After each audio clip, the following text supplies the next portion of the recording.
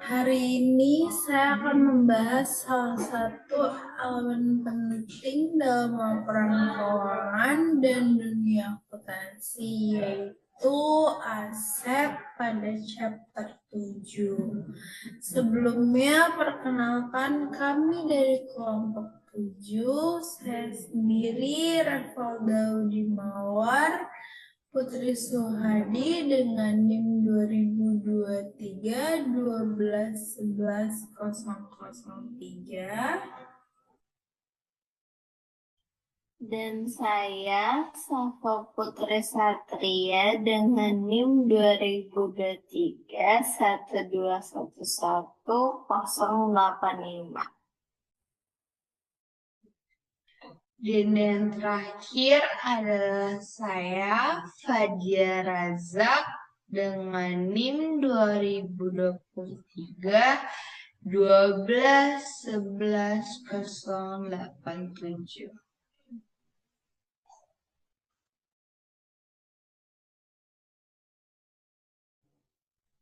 Oke, pada chapter kali ini kita akan membahas tentang aset define, aset recognition, aset measurement, challenge for standard, issue for auditors, dan summary.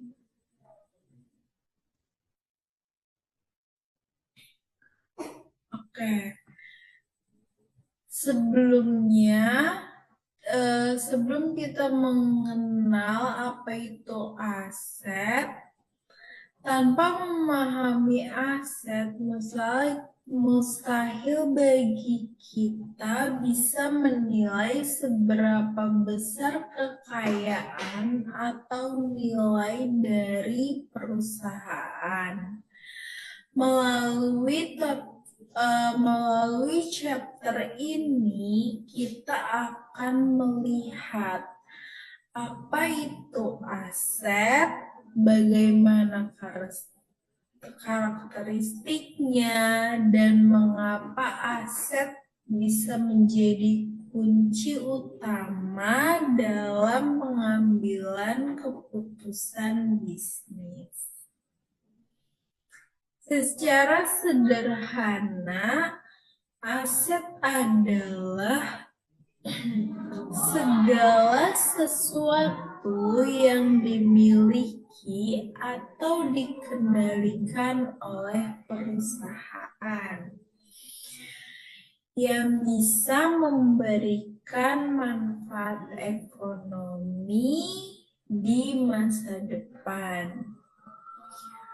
Namun, mari kita lihat dari beberapa sumber resmi, yaitu menurut Kamus Besar Bahasa Indonesia. Aset adalah kekayaan yang berupa uang maupun benda lain yang bersifat nyata. Artinya, apapun yang bernilai ekonomi, baik kas, gedung, kendaraan, atau peralatan yang termasuk aset. Nah, menurut Wikipedia, aset merupakan salah satu saldo normal debit atau sumber ekonomi yang memberikan manfaat usaha di masa depan. Dari sini kita bisa pahami bahwa aset tidak sekedar benda fisik, tetapi juga hak ekonomi yang bisa menghasilkan keuntungan. Kemudian, menurut beberapa ahli juga memberikan pemandangan yang lebih spesifik lagi. Di sini kita akan membahas melalui 3 para ahli, yaitu menurut Hidayat, menurut Munawir, dan menurut PPRI nomor 24 tahun 2005. Yang pertama, menurut Hidayat. Hidayat mengungkapkan bahwa membagi aset menjadi benda bergerak dan tidak bergerak, serta berwujud atau tangible dan tidak berwujud atau intangible. Contoh benda berwujud adalah kendaraan, mesin, dan bangunan. Nah, sedangkan untuk aset yang tidak berwujud meliputi hak paten, merek dagang, atau goodwill. Yang kedua, menurut para ahli yaitu Munawir.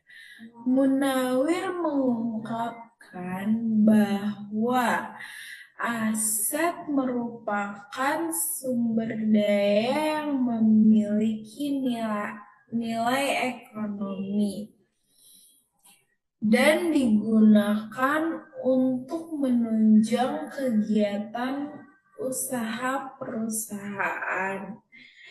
Artinya, setiap aset membantu perusahaan dalam menghasilkan pendapatan.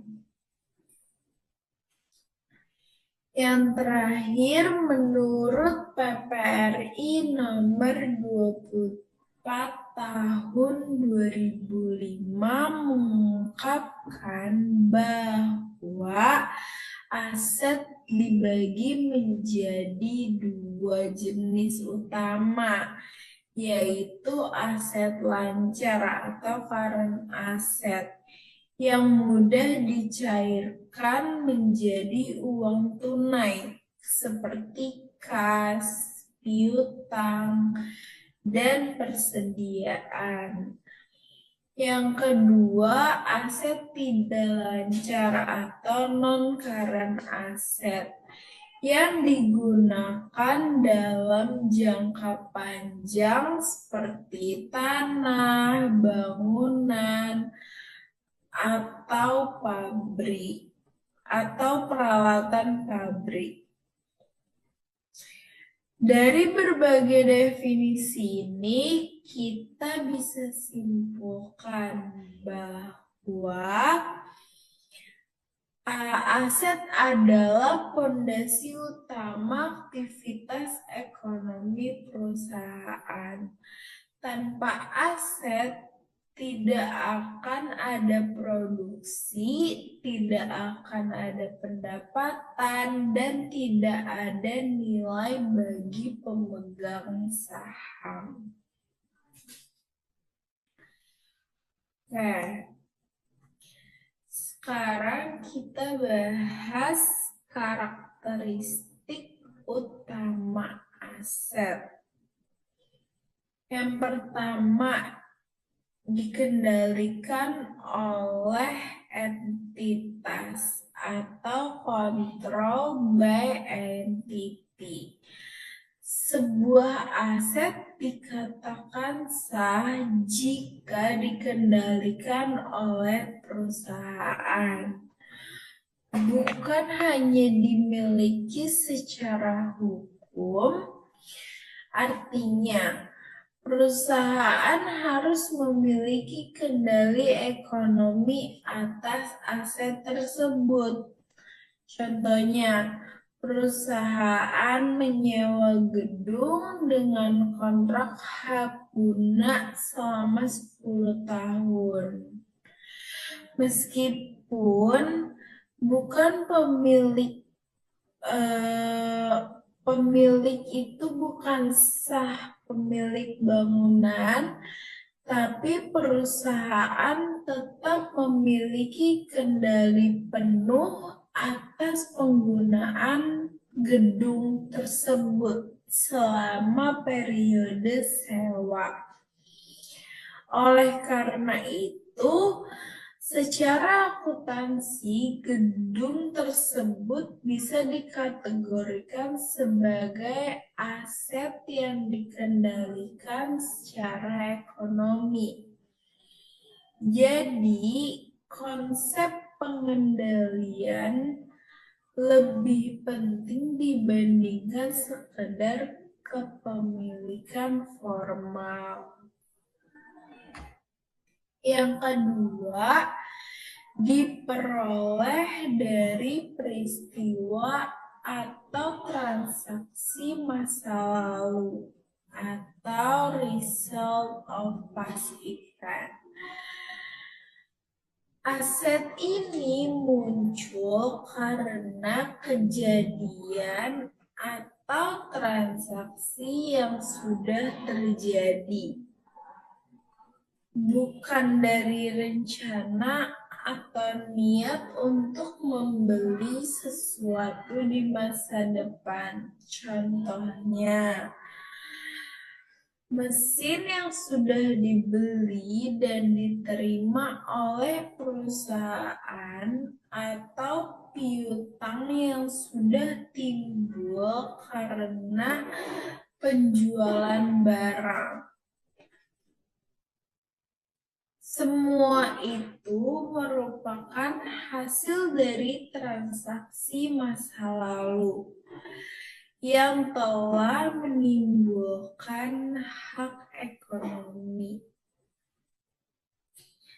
Dengan kata lain, kalau belum terjadi transaksi belum terjadi transaksi nyata atau transaksi aktual, maka belum bisa diakui sebagai aset.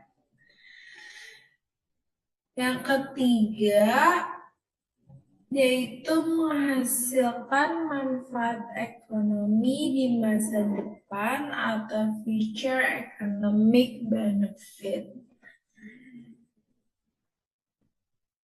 Inilah inti dari definisi aset.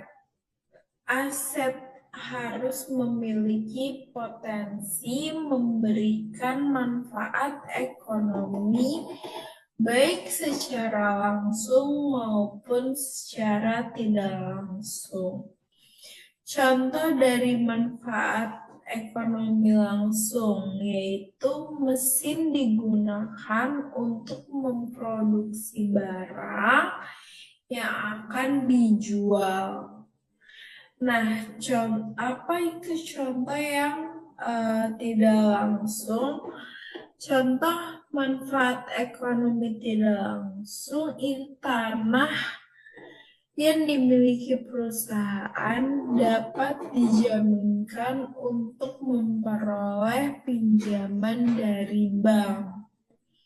Nah, bentuk-bentuk manfaat ekonomi juga bisa berupa penggunaan aset dalam produksi barang atau jasa, pertukaran aset dengan aset lain, penggunaan aset untuk mengurangi kewajiban atau hutang, pembagian manfaat kepada pemilik seperti dividen. Artinya, setiap aset harus bisa memberikan nilai tambah bagi entitas, baik secara langsung maupun potensial. Yang terakhir, dapat diukur secara andal atau reliably measurable. Agar bisa akui dalam laporan keuangan, nilai aset harus bisa diukur secara objektif dan dapat diverifikasi.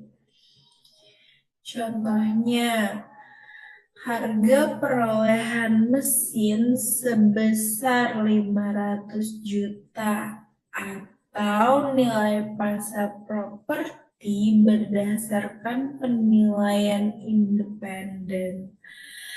Tanpa ukuran yang andal, kita tidak bisa menentukan berapa besar nilai ekonomi yang melekat pada aset tersebut.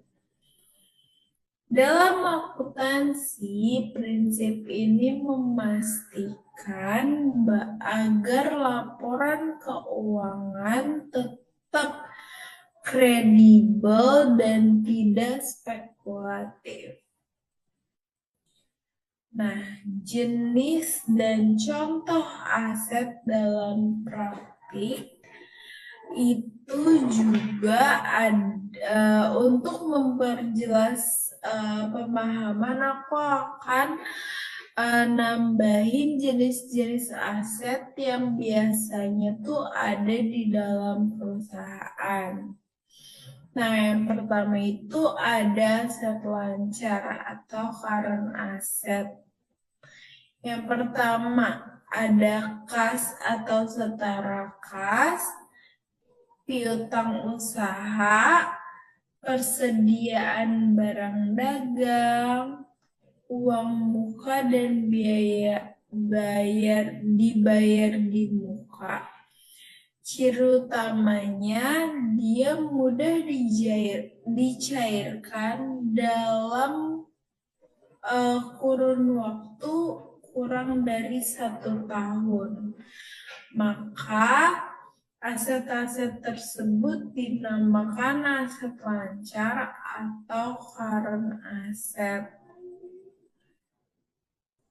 Yang kedua, aset tidak lancar atau non-current asset. Contohnya seperti tanah, bangunan, kendaraan, dan mesin itu merupakan aset tetap tapi tidak lancar. Yang kedua ada investasi jangka panjang. Yang ketiga aset tidak berwujud seperti hak cipta, merek dagang, dan goodwill. Ciri utamanya digunakan dalam jangka waktu panjang dan memiliki manfaat ekonomi lebih dari satu periode akuntansi. Jadi, contoh-contoh aset tersebut itu masuk ke dalam aset tidak lancar atau non-current asset. Nah, aset adalah segala sumber daya ekonomi yang dikendalikan oleh entitas akibat peristiwa masa lalu dan memberikan manfaat ekonomi di masa depan. 4 karakteristik utamanya yaitu yang di bawah yang barusan aku jelasin, yaitu dikendalikan oleh entitas, diperoleh dari peristiwa atau transaksi masa lalu, menghasilkan manfaat ekonomi di masa depan, dan dapat diukur secara andal. Dengan memahami 4 konsep karakteristik utama aset ini, kita bisa nilai seberapa kekuatan finansial perusahaan serta memahami bagaimana aset berperan dalam meningkatkan nilai dan keberlanjutan bisnis ke depannya.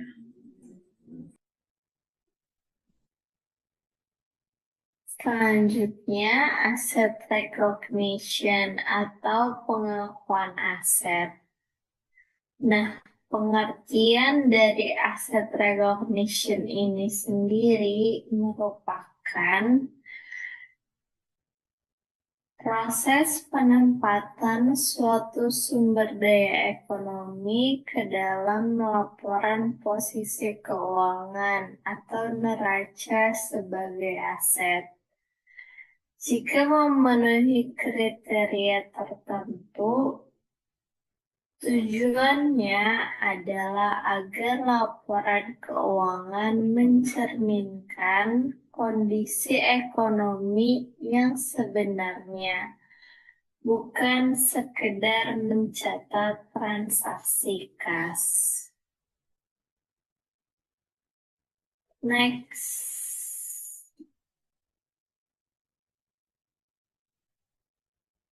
Nah, selanjutnya ada kriteria dari asset recognition atau pengakuan aset. Suatu item hanya dapat diakui sebagai aset jika dua kriteria utama berikut terpenuhi. Nah, yang pertama ada kemungkinan besar manfaat ekonomi masa depan akan diperoleh entitas. Artinya, entitas harus dapat mengharapkan dengan tingkat keyakinan yang cukup tinggi bahwa aset tersebut akan memberikan manfaat. Misalnya arus kas masuk, penghematan biaya, atau peningkatan produktivitas. Contohnya, mesin baru akan meningkatkan kapasitas produksi karena akan digunakan untuk pembangunan pabrik yang menghasilkan pendapatan. Namun jika manfaatnya tidak pasti, aset tersebut tidak boleh diakui. Yang kedua, next.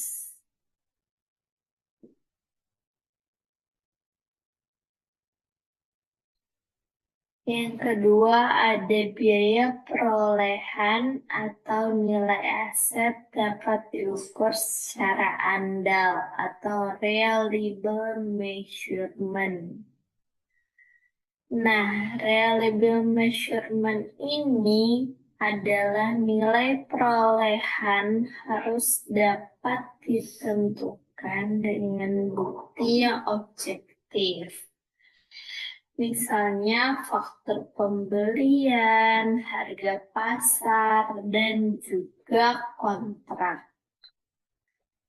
Jika nilai tidak bisa diukur secara andal, misalnya reputasi, moral karyawan, ide bisnis yang belum diuji, maka tidak dapat diakui sebagai aset.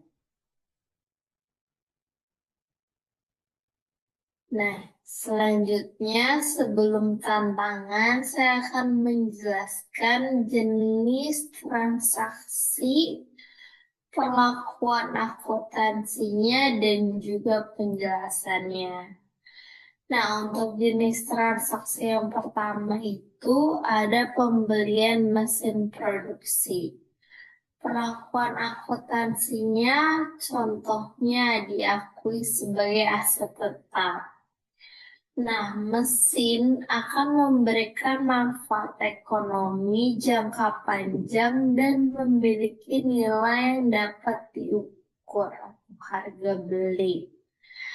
Selanjutnya, contoh jenis transaksi yang kedua ada pembelian bahan baku. Nah, ini diakui sebagai persediaan. Nah, artinya akan digunakan dalam siklus operasi normal dan menghasilkan pendapatan. Jenis transaksi yang ketiga ada pembayaran biaya riset murni. Nah, ini tidak diakui sebagai aset karena manfaat ekonominya tidak dapat dipastikan dan hasil riset bisa gagal. Yang keempat, ada pembelian lisensi perangkat lunak. Ini diakui sebagai aset tidak berwujud. Artinya memberikan manfaat ekonomi dan nilai lisensinya dapat diukur. Yang terakhir jenis transaksinya ada pengeluaran untuk pelatihan karyawan. Ini tidak diakui sebagai aset karena pengetahuan karyawan tidak dikendalikan langsung oleh entitas. Nah, ini ada tantangan dalam pengakuan aset. Yang pertama, kapan sih aset atau biaya dikapitalisasi versus dibebankan sebagai beban atau expense. Nah, biaya dikapitalisasi bila menghasilkan manfaat ekonomi masa depan yang jelas dan terukur. Yang kedua, biaya dibebankan langsung. Bila manfaatnya hanya untuk periode berjalan atau tidak dapat dipastikan.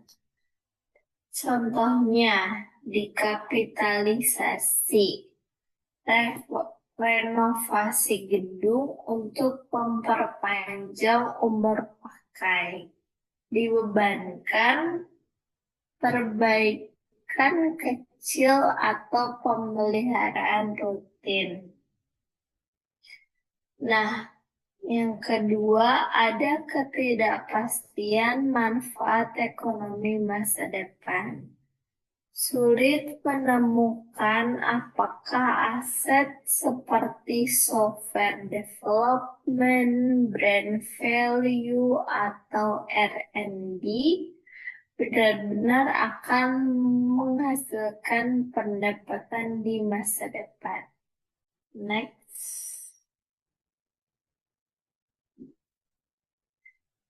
Yang ketiga, ada tantangan penentuan batas kapitalisasi.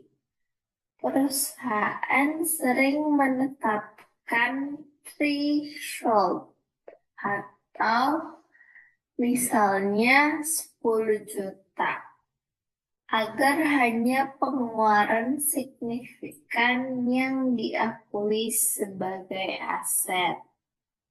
Yang keempat, ada pertimbangan profesional atau judgment. Akuntan harus menggunakan pertimbangan profesional dalam menilai apakah manfaat ekonomi benar-benar dapat diperoleh dan nilainya dapat diukur secara wajar.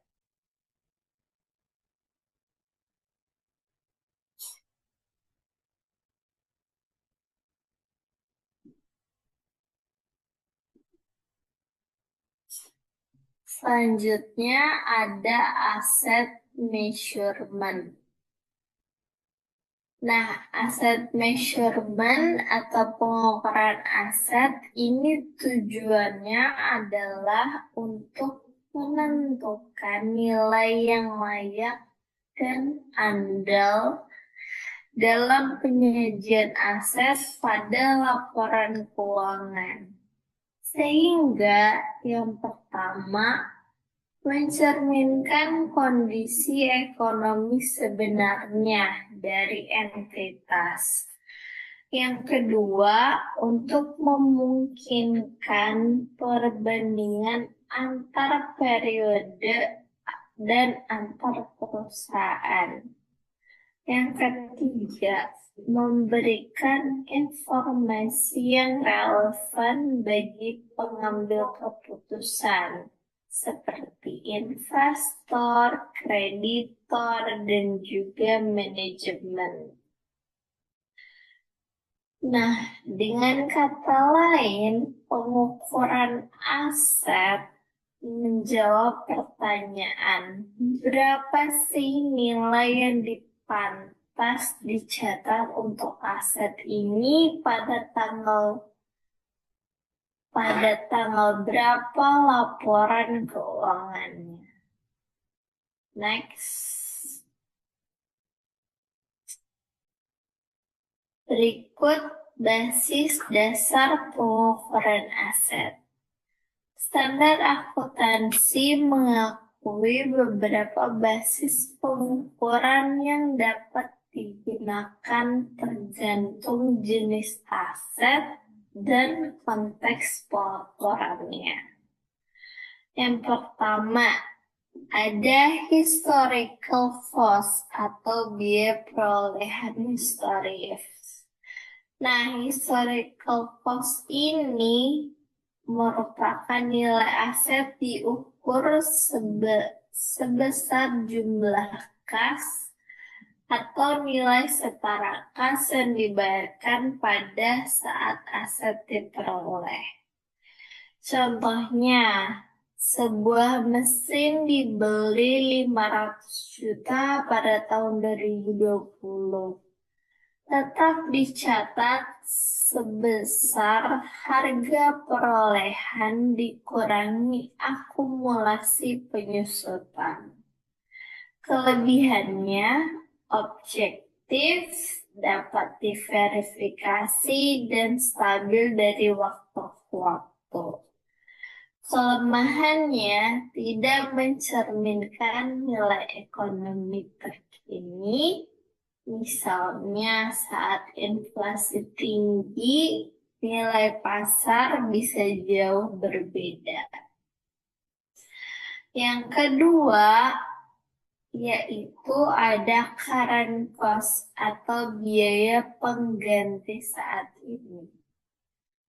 Nah, current cost ini merupakan nilai aset diukur sebesar biaya yang harus dikeluarkan saat ini untuk memperoleh aset yang sama atau setara. Contohnya, mesin yang dibeli 500 juta tahun 2020 kini membutuhkan 650 juta untuk membeli yang sama pada 2025. Kelebihannya lebih relevan dengan kondisi pasar saat ini. Kelemahannya sulit diukur bila tidak ada pasar aktif untuk aset tersebut. Nah, yang ketiga ada realizable value atau nilai realisasi bersih. Nah, realizable value ini nilai aset diukur sebesar jumlah kas bersih yang diharapkan diterima dari penjualan aset dalam kondisi normal dikurangi biaya penjualan. Contohnya, persediaan barang dagang diperkirakan dapat dijual 200 juta dengan biaya penjualan 10 juta. Nilai realisasi bersih 190 juta. Nah, kelebihannya mencerminkan nilai yang benar-benar dapat direalisasikan. Kelemahannya bergantung pada estimasi dan kondisi pasar yang berubah-ubah.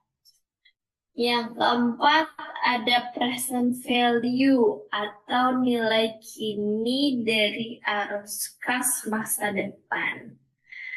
Nah, present value ini merupakan nilai aset diukur sebesar nilai kini dari arus kas masa depan yang diharapkan diterima dari penggunaan aset tersebut dengan memperhitungkan tingkat diskonto. Contohnya, piutang jangka panjang 100 juta akan diterima dalam 3 tahun. Nilai kini dihitung dengan diskonto misalnya 10%. Kelebihannya menggambarkan nilai ekonomi real dari manfaat masa depan. Kelemahannya bergantung pada estimasi arus kas dan tingkat diskonto. Bisa sangat subjektif. Terakhir ada fair value atau nilai wajar. Definisinya menurut IFRS 13 merupakan harga yang akan diterima untuk menjual suatu aset atau dibayar untuk mengalihkan suatu kewajiban dalam transaksi teratur para pelaku pasar pada tanggal pengukuran. Contohnya, saham investasi dinilai berdasarkan harga pasar di bursa pada tanggal pelaporan. Kelebihannya sangat relevan dan mencerminkan kondisi pasar saat ini. Kelemahannya bisa fluktuatif dan tidak selalu tersedia untuk semua jenis aset, misalnya aset tetap tumbuh.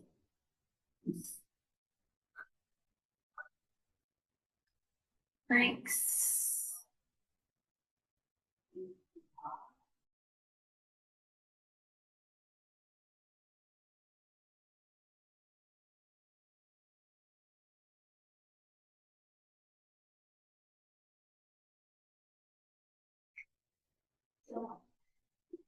Selanjutnya, isu penting dalam pengukuran aset. Yang pertama, konsistensi metode atau konsistensi. Perusahaan harus konsisten dalam menerapkan metode pengukuran dari tahun ke tahun agar laporan keuangan dapat dibandingkan. Yang kedua, ada relevansi versus reliabilitas. Historical cost lebih andal atau reliable, tapi kurang relevan. Sedangkan fair value lebih relevan, tapi kurang andal. Tantangan utama bagi akuntan adalah menyeimbangkan keduanya. Yang ketiga, perubahan nilai pasar. Nilai aset bisa berubah karena inflasi, teknologi baru, atau kondisi ekonomi. Diperlukan penilaian ulang atau revaluation secara berkala untuk aset tertentu seperti tanah dan bangunan. Yang terakhir ada pertimbangan profesional atau judgment. Banyak pengukuran bergantung pada estimasi seperti umur manfaat, nilai residu, atau tingkat diskonto membutuhkan kehati-hatian dan transparansi.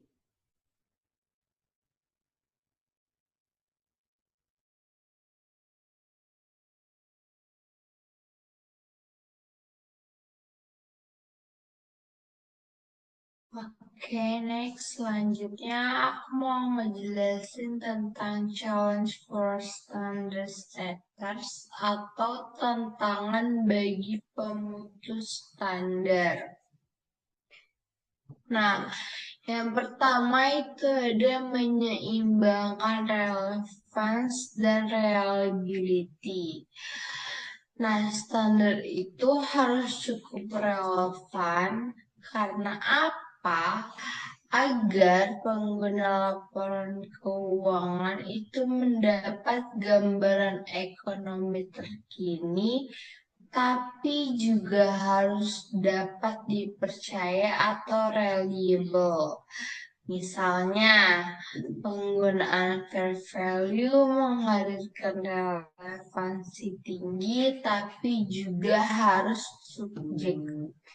subjektivitas.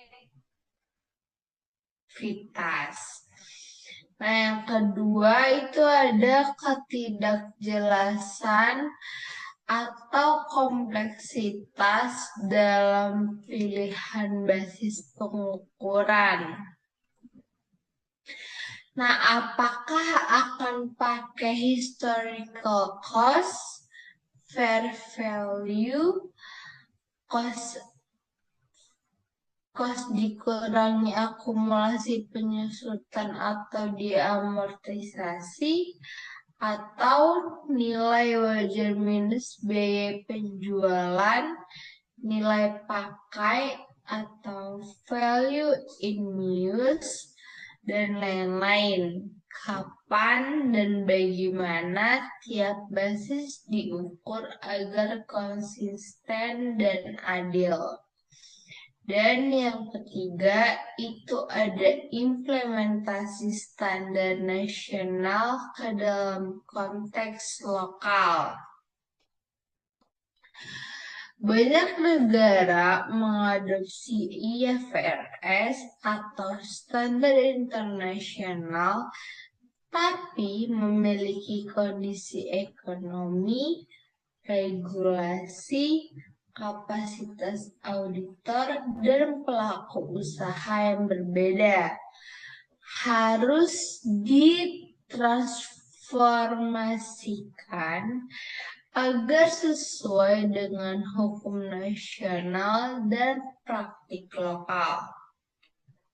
Next.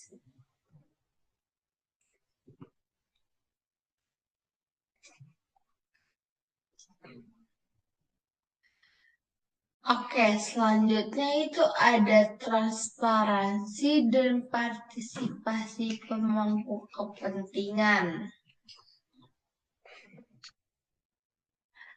Agar standar dipandang sah dan diterima, harus ada keterbukaan konsultasi publik, keterlibatan penggunaan laporan keuangan, auditor, regulator, dan pihak terkait lainnya. Ada ada persepsi bahwa standar bisa dipengaruhi kepentingan profesi atau pihak tertentu. Lalu selanjutnya ada kecepatan dan ketepatan merespon perubahan lingkungan bisnis. Nah, inovasi atau inovasi keuangan atau instrumen baru, kondisi pasar yang berubah cepat, teknologi, isu lingkungan, dan sosial memerlukan standar yang tanggap, namun tanpa mengorbankan analisis konsekuensi. Dan juga yang terakhir itu adalah bahasa dan penyusunan yang jelas. Standar yang terlalu teknis, panjang, penuh aturan atau rule-based sering sulit diterapkan. Kenapa? Karena standar yang berbasis principle based itu sering lebih fleksibel tapi memerlukan guideline jelas agar tidak menimbulkan interpretasi yang terlalu bervariasi. Next.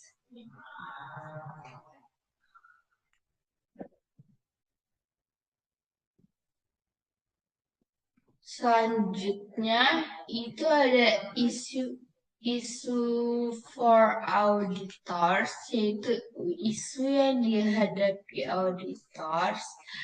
Nah, yang pertama itu ada penilaian estimasi dan input yang tidak dapat diobservasi.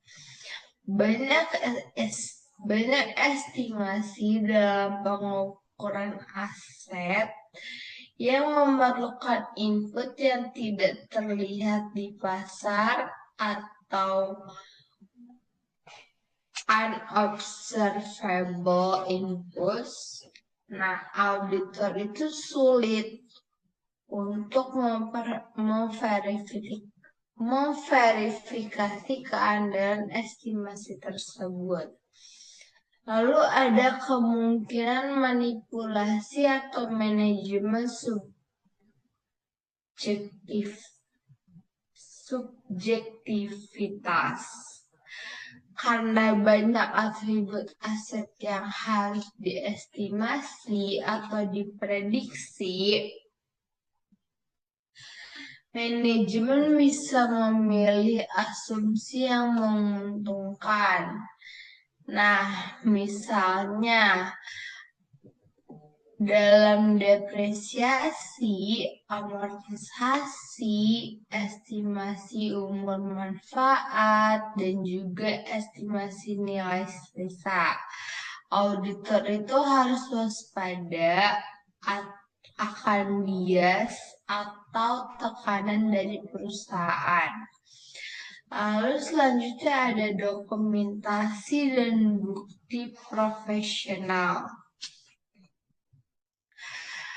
Nah, harus bisa nih menunjukkan bagaimana auditor menggunakan judgement profesional, bagaimana resiko diidentifikasi, bagaimana pengukuran dipilih dan diuji, dan juga pencatatan proses kerja atau working papers itu juga penting. Nah, yang keempat itu ada pendekatan terhadap pengendalian internal dan pengujian kontrol. Auditor itu perlu nih memahami dasar pengendalian perusahaan. Apakah desain kontrol sudah memadai atau diimplementasikan dengan efektif, Dan apakah kontrol dijalankan secara konsisten? Bila kontrol lemah, auditor juga harus merencanakan prosedur substantif tambahan. Oke, yang kelima itu ada resiko material dan profesionalisme auditor. Nah, auditor itu harus mempertimbangkan nih apakah kesalahan estimasi bisnis bersifat material atau potensi dampak finansialnya. Juga auditor itu juga harus menjaga independensi, skeptisisme, dan juga profesional. Standar auditor itu terus diubah agar lebih kuat mengatur aspek-aspek seperti resiko, pengendalian, dan juga dokumentasi. Oke, dan yang terakhir itu ada keterbatasan sumber daya dan kompetensi. Nah, auditor itu kadang tuh kesulitan mendapatkan ahli valuasi atau sumber daya yang kompeten untuk menilai aset-aset khusus. Misalnya nih, aset tidak berwujud, derivatif, properti, dan juga investasi. Waktu, biaya, serta akses ke data juga bakal menjadi kendala. Oke, next.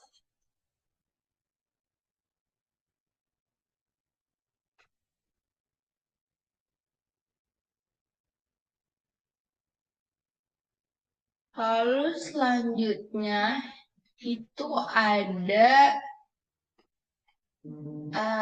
ringkasan atau summary. Yang pertama itu ada aset.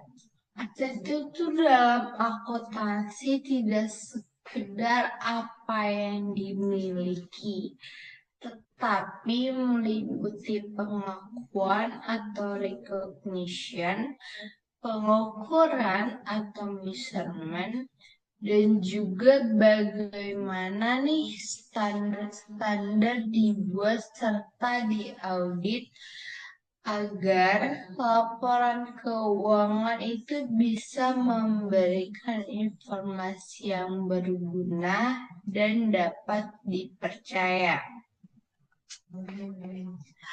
Oke, yang pertama itu kan ada makna aset dalam akuntansi. Kalau biasanya kita menganggap aset itu cuma apa yang dimiliki perusahaan, di teori akuntansi maknanya itu jauh lebih luas. Aset itu mencakup proses bagaimana suatu sumber daya diakui, dan sudah tadi dijelaskan, terus juga bagaimana nilainya diukur, dan juga bagaimana proses standarnya dibuat serta diaudit. Tujuannya apa? Tujuannya itu biar laporan keuangan bisa memberikan informasi yang benar-benar berguna dan bisa dipercaya untuk pengambilan keputusan baik oleh investor, kreditor, maupun pihak manajemen sendiri. Lalu yang kedua itu pemutus standar atau standar setter itu menghadapi tantangan dalam membuat aturan yang adil, relevan, dan dapat diterapkan secara global serta lokal.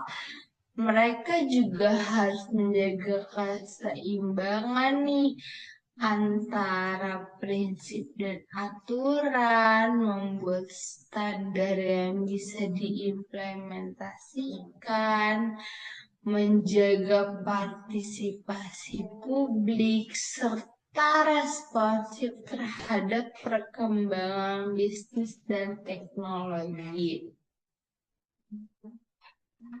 Oke, berarti kan tadi ngebahas tentang tantangan bagi pembuat standar, kan? Pembuat standar akuntansi itu seperti IASB atau FASB punya tanggung jawab besar untuk memastikan aturan tentang aset itu relevan atau adil. Nah, tantangannya adalah menimbangkan antara aturan yang prinsipal base atau berdasarkan prinsip umum dan rule base itu berdasarkan aturan detail. Selain itu, standar yang mereka buat juga harus bisa diterapkan di berbagai negara dengan kondisi ekonomi dan regulasi yang berbeda-beda. Nah, jadi mereka itu harus terbuka nih terhadap masukan publik, fleksibel terhadap perubahan teknologi, dan cepat menanggapi perkembangan dunia bisnis yang terus berubah. Oke, next.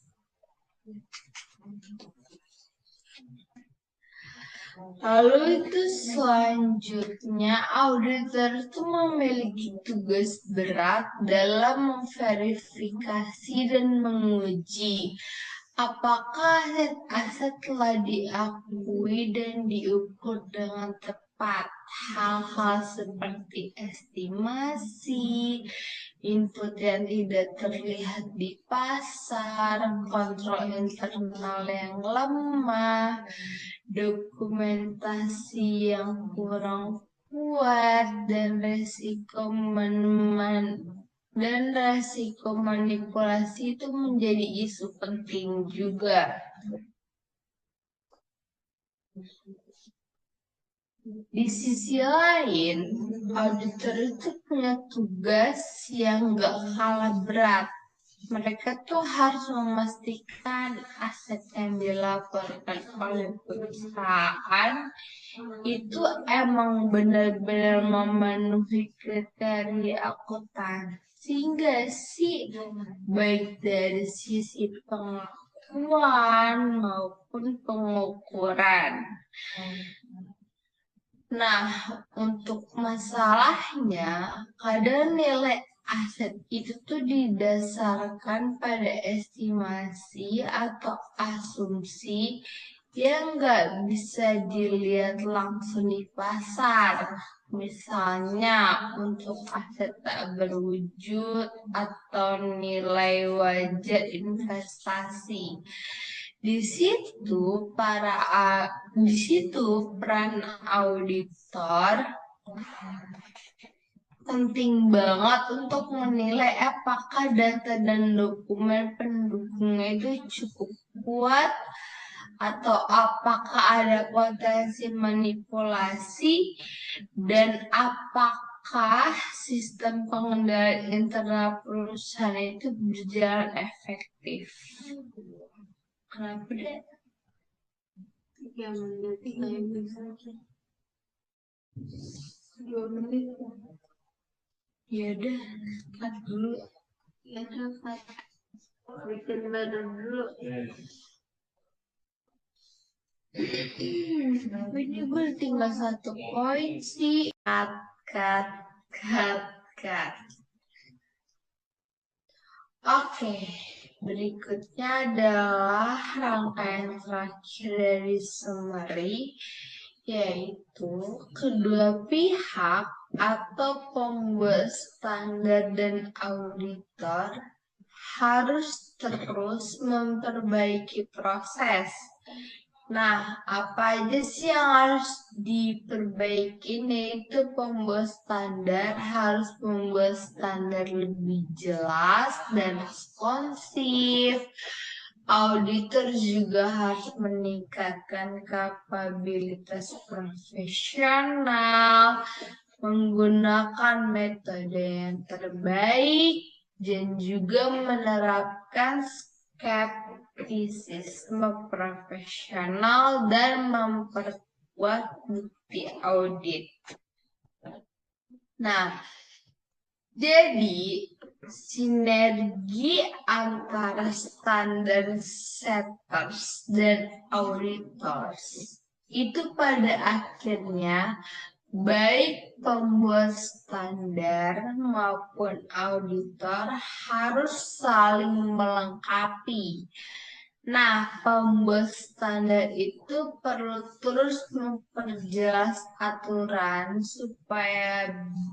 supaya lebih relevan dengan kondisi saat ini, dan auditors juga perlu terus meningkatkan kemampuan profesionalnya supaya supaya apa? Supaya bisa menerapkan standar itu dengan benar.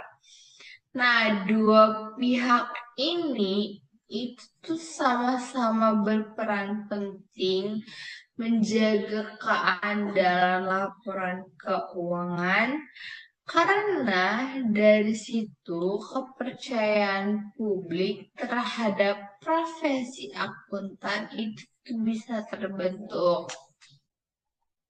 Nah, jadi kesimpulannya itu pembahasan aset di teori akuntansi bukan cuma soal angka atau pencatatan, tapi juga soal gimana sih teori, kebijakan, dan tanggung jawab profesional saling terhubung untuk menghasilkan laporan keuangan yang transparan, akurat, dan juga bisa dipercaya. Oke, sekian presentasi dari kelompok kami. Kurang lebihnya mohon dimaafkan. Mungkin ada salah kata atau ada yang kurang dari pemaparan materi kami. Sebelumnya saya ucapkan terima kasih. Wassalamualaikum warahmatullahi wabarakatuh.